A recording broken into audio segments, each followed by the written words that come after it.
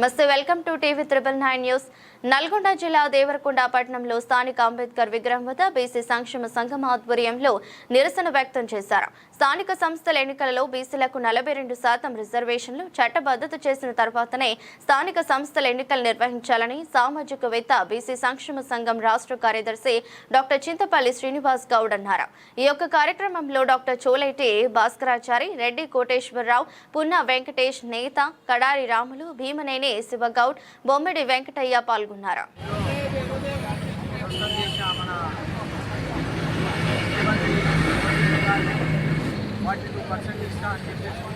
అది అమలు చేయకుండా ఈ యొక్క గ్రామ సర్పంచులు కానీ మున్సిపాలిటీ కానీ ఎన్నికలు జరగడం జరిగింది.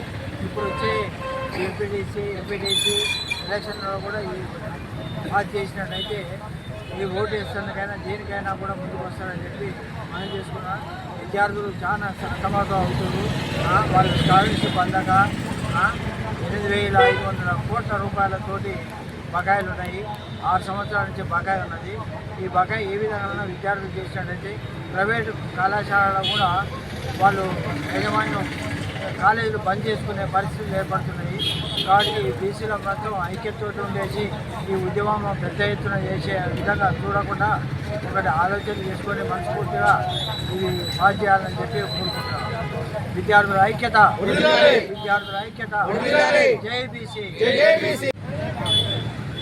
నేడు జాతీయ బీసీ సంక్షేమ సంఘం ఆధ్వర్యంలో స్థానిక దేవరకొండ బస్టాండ్ అంబేద్కర్ విగ్రహం దగ్గర నిరసన కార్యక్రమాన్ని చేపట్టాం. ఎందుకంటే గత ఎన్నికలకు ముందు కాంగ్రెస్ పార్టీ ప్రభుత్వం అధికారంలోకి రాకముందు స్వయాన కర్ణాటక ముఖ్యమంత్రి అయినటువంటి సిద్దిరామయ్య గారితో నిజామాబాద్ కామారెడ్డి డిక్లరేషన్లో మేము అధికారంలోకి వస్తే బీసీలకు స్థానిక సంస్థల ఎన్నికల్లో 42% రిజర్వేషన్లు అమలు చేస్తామని చెప్పి అమలు చేయకుండా గ్రామ పంచాయతీ సర్పంచి ఎన్నికలు, మున్సిపాలిటీ ఎన్నికలు జరిపినటువంటి పరిస్థితి కనిపిస్తుంది.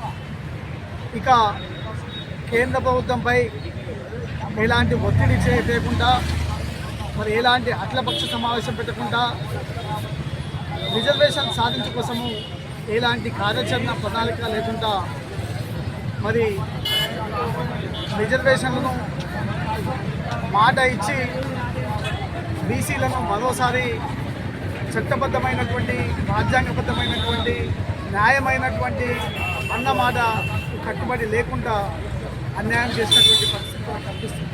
ఇప్పటికైనా ఎంపీటీసీ ఎన్నికల్లో కాంగ్రెస్ పార్టీ ప్రభుత్వం తెలంగాణ రాష్ట్రంలో ఉన్నటువంటి అన్ని రాజకీయ పార్టీ పక్షాలతో సమావేశం ఏర్పాటు చేసి ఒక రకమైనటువంటి కార్యాచరణ రూపొందించి మరి ఢిల్లీకి వెళ్ళి మా మేనిఫెస్టోలో ఉన్నటువంటి అంశం ఇది, తెలంగాణ రాష్ట్రంలో బీసీలకు స్థానిక సంస్థల ఎన్నికల్లో 42% రిజర్వేషన్లు అమలు చేస్తామని చెప్పినాం. దీన్ని ఖచ్చితంగా మీరు అమలు చేస్తే మరి తెలంగాణలో ఉన్నటువంటి బీసీలకు న్యాయం చేసినటువంటి అవుతుంది. ఇది సుదీర్ఘమైనటువంటి పోరాటం, సుదీర్ఘంగా చేసినటువంటి బీసీల పోరాటం కాబట్టి మీరు ఖచ్చితంగా చట్టబద్ధమైనటువంటి, న్యాయబద్ధమైనటువంటి విధంగా చర్యలు తీసుకోవాలని కేంద్ర ప్రభుత్వాన్ని కోరేటటువంటి అవకాశం ఉండాలి.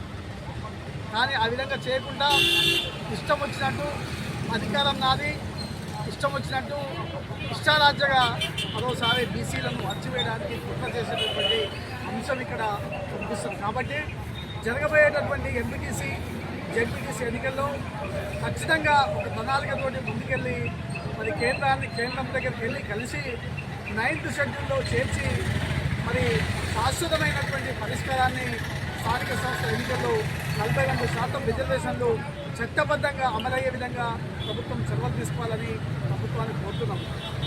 ఈ విధంగా చేయకపోతే అనేది ఒక మాట, చేసేది ఒక మాట అయితే బీసీలను అన్యాయం చేసినట్టు, మోసం చేసినట్టు, దగా చేసినట్టు అవుతుంది. కాబట్టి మీరు చేసేటటువంటి ప్రతి అంశం కూడా ఇవాళ తెలంగాణ రాష్ట్రంలో ఉన్నటువంటి ప్రజానికము ఖచ్చితంగా చూస్తారు కాబట్టి పార్టీపరమైనటువంటి రిజర్వేషన్లు మాకొద్దు, చట్టబద్ధమైనటువంటి రాజ్యాంగబద్ధమైనటువంటి